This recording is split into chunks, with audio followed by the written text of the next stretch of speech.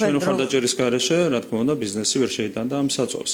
შესაბამისად, ბიზნესიც იყო და ხელისუფლებაც იყო. დღეს ირაკლი კობახიძემ გვითხრა, რომ ოკუპირებულ აფხაზეთში საწვავის შეტანა მთავრობის ჩართულობით მოხერხდა. არადა 12 აგვისტოს იგივე ტრიბუნიდან მხოლოდ ბიზნესისკენ იშვერდა ხელს. ფაქტობრივად ჩვენ არ შეგვიტანია, ბიზნესმა შეიტანა.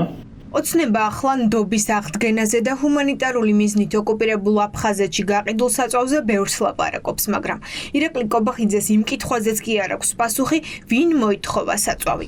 აფხაზეთის დე-ფაქტო ხელისუფლებამ, მოქალაქეებმა თუ ოკუპირებულ ტერიტორიაზე მოქმედმა ბიზნესმა. ისე გასცეს ნებართვა და გავიდა 680 ტონა ბენზინი, რომ ამ ამბით არ დაინტერესებულან. ბიზნესმა მიიღო სიანდადება, ჩვენთან იყო შეთანხმებული და ჩვენ დავინახეთ სარგებელი, რა თქმა უნდა, მათ შორის ნდობის აღდგენის კუთხით. ინიციატივა მოდიოდა არა ბიზნესიდან, არამედ ოკუპირებული ტერიტორიებიდან, გამომდინარე მოქალაქეებიდან თუ საოკუპაციო რეჟიმიდან. არა, იქ არ ვიცი კონკრეტულად ვისთან ჰქონდათ საუბარი, მაგრამ შეიქმნა საწვავის დეფიციტი, ეს იყო პრობლემა. და თხოვნა იყო ამ საწვავის დეფიციტის შესაბამისთან დაკავშირებით, რასთან დაკავშირებითაც მოგვმართა ბიზნესმა და ჩვენ მივიღეთ ხარდამჭერი გადაწყვეტილება. და თქვენთვის არ იყო საინტერესო ვინ თხოვდა ბიზნესს, მოქალაქეები, ბიზნესი ოკუპირებულ ტერიტორიაზე თუ საოკუპაციო რეჟიმი? ვინ თხოვდა ჩვენგან საუბარი? შეიძლება იქიდანაც ბიზნესმენები იყვნენ, ვერ გეტყვით. სავარაუდოდ იქიდანაც იყო ბიზნესი, 680 ტონა საწვავი იყო შეტანილი, ეს არ არის დიდი მოცულობა, თუმცა არის საკმარისი იმისათვის, რომ ჰუმანიტარული პრობლემა გადაიჭრას აფხაზეთში. ჩვენ გვექნება მუდმივი კომუნიკაცია და ამის მიხედვით გაგრძელდება პროცესი. კომუნიკაცია ოკუპირებულ ჩვენ გვექნება ბიზნესთან, ჩვენ გვექნება კომპანიასთან კომუნიკაცია, კომპანიას ექნება საკუთარ პარტნიორებთან. 680 ტონა კობახიძის მათემატიკითაც საკმარისია ოკუპირებულ აფხაზეთში კრიზისის დასაძლევად, მაგრამ ბენზინგასამართ სადგურებზე უსასრულო რიგები სულ სხვა რეალობას აჩვენებს. ოკუპირებულ გალსა და სოხუმში ისევ საწვავის დეფიციტია. მაშინ სად წავიდა აფხაზეთში შეტანილი ბენზინი? და არასერიოზულია საუბარი იმაზე, რომ რუსეთი მარაგდება იმ საწვავით, რომელიც შედის აფხაზეთში, ხო? ეს ერთი.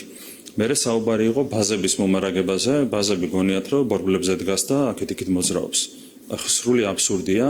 ლაპარაკი იმაზე, რომ სამხედრო ბაზა იყო მომარაგებული ამ საწვავით. ნებისმიერ ბაზას თავისი საწვავის მარაგი აქვს, როდესაც ადამიანებს მოსახლეობას საწვავზე არ აქვს ცდომა და როდესაც ბენზინგასამართი სადგურები არის ცარიელი, ამას აქვს პირდაპირი ჰუმანიტარული უარყოფითი ეფექტი მოსახლეობაზე. ხო, მარტივად არის აქ ძალიან საქმე, მაგრამ ირაკლი კობახიძე გვიმტკიცებს, რომ რუსული სამხედრო ბაზები არ მოუმარაგებიათ.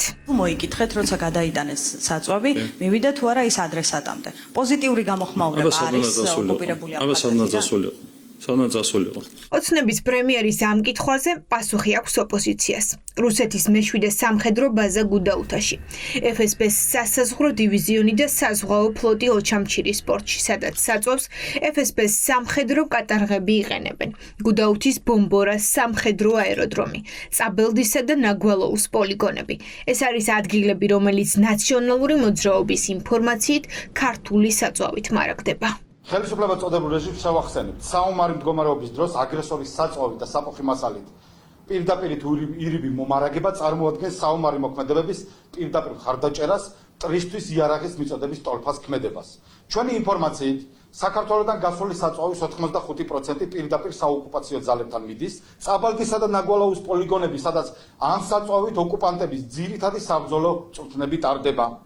დარჩენილი 15%-დან 10% ინაწილებს დე-ფაქტო ძალოვანი სტრუქტურების. არც ერთი ლიტრი საწვავი რიგით მოქალაქემდე უფასოდ ამ პირდაპირი წესით არ მიდის. კობახიძე ერთს ამბობს, მეორეს ვისმენთ ოცნების წევრებისგან, რომლებიც ტრაგედიას ვერ ხედავენ, თუ რამდენიმე რუსი ჯარისკაცის ხელში მაინც აღმოჩნდება აფხაზეთში ხალხის დასახმარებლად გატანილი საწვავი. რომ სამხედრო მანქანას ემსახურება ეს საწვავი, სამხედრო მანქანას იმას კი არ გეუბნები რულზე და იმას. რუსულ სამხედრო მანქანა არის ბაზა. პროცენტით ხომ არსებობს? ანუ შეიძლება რაღაც 1-2 კანისტრა ვიღაც ჯარისკაცმა ჩაასხადა გააცუნცულა, მაგრამ ეგეთი რამე რომ სამხედრო ბაზები მარაგდება ამ საწვავით, არის აბსურდული.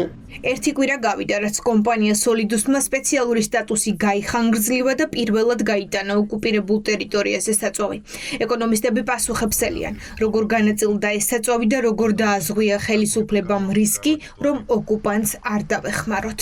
ბატონ კობახიძეს ის არ აქვს გარკვეული ვისთან მიდის ეს საწვავი. როგორ ნაწილდება ეს საწვავი და ვის ინტერესებს ხმარდება, არა მარტო ვინ არის მყიდველი, როგორ ნაწილდება. როგორ შეიძლება რომ ეს ბერკეტი გამოიყენოს საქართველოს მთელი საქართველოს ინტერესების გასაძლიერებლად, რომ ხალხს შორის აღდგეს ნდობა. იქ რა გარანტიები გვაქვს, რომ ეს ბენზინი უფრო არ აძლიერებს რუსეთს და რაღაცნაირად რუსეთში არ მიდის და არ წვდება. ანუ ძალიან ბევრი კითხვა იბადება. ბიზნესმენი გიორგი არვალაძე ახლა ბენზინის ძებნაშია.